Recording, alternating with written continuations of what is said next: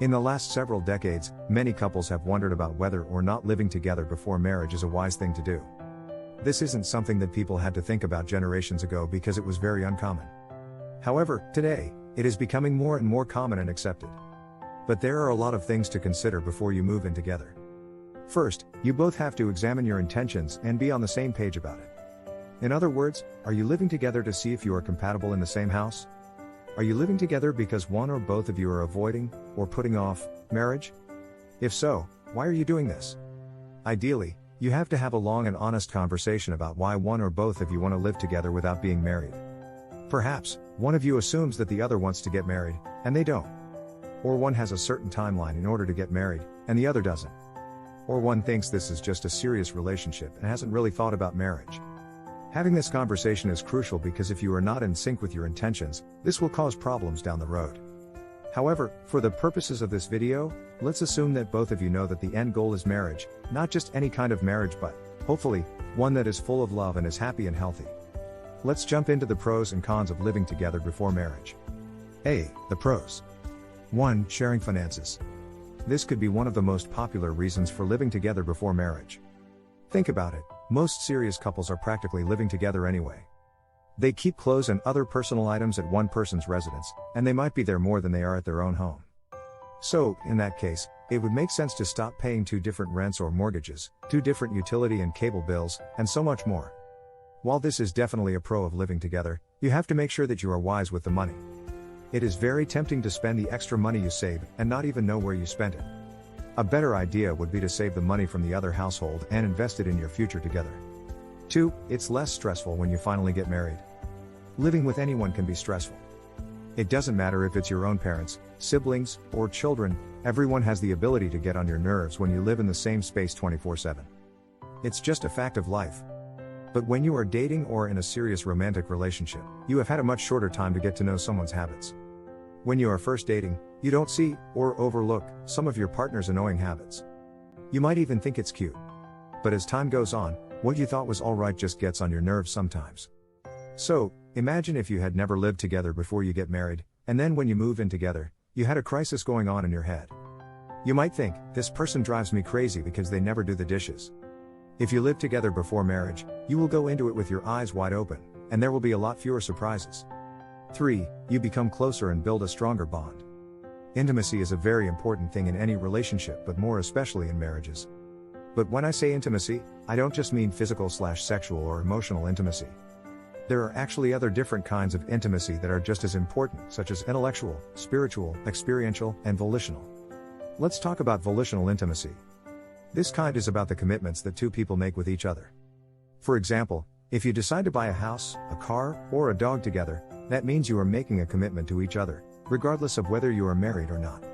And moving in together represents that kind of intimacy. When a couple has all of these types of intimacy in sync, that is when the relationship is strong. So, living together will help you test and see whether or not you can create and sustain these intimacies before you get married.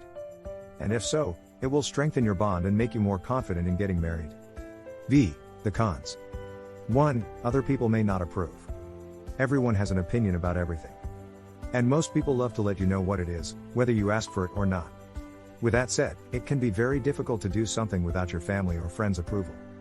Many times, religion gets in the way of your loved ones. There are many that look down on people who live together before marriage. For example, many Catholics don't approve of it. So perhaps one or both of you grew up in a family that went to church all the time and followed the teachings of the church very closely. If you decide to stray from the spiritual guidelines, then your family could get very angry. If both people's family and friends are against moving in, well, that's bad. However, even if one of you has a family that is not approving but the other one is, that can still cause a problem. The partner whose family is fine with it may not understand why the other person's family isn't. In extreme circumstances, this can cause people to lose relationships with their family and/or friends. So, it's something to seriously consider before you decide to move in together. 2. Lack of support could weaken your relationship. Living together with your partner is a big decision, whether you are getting married or not.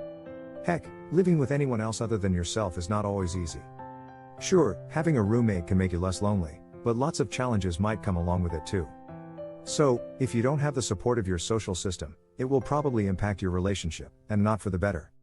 there may be stress and resentment that lurks in the air between the two of you. It may be spoken or unspoken, and it might not even have anything to do with the two of you specifically, but the outside forces can cause you to have conflict anyway. Living with anyone can be a struggle sometimes in and of itself. If you've had roommates before, then you know what I'm talking about. So, without a good support system in place, you can put your relationship at risk because it could create new difficulties that you and your partner have not dealt with yet. 3. You will save money, but it could weaken your bond. When you are single or simply live alone, you are in complete control of your finances. No one can tell you what you can or can't spend your money on. But when you move in with your significant other, that can change. Sure, you might still have separate bank accounts, but you will be sharing expenses. Decisions like how will the rent/mortgage be paid or who will pay for the groceries and utilities will need to be dealt with, and you may have very different opinions about how it should be done. And then there's the problem of outside and/or individual spending.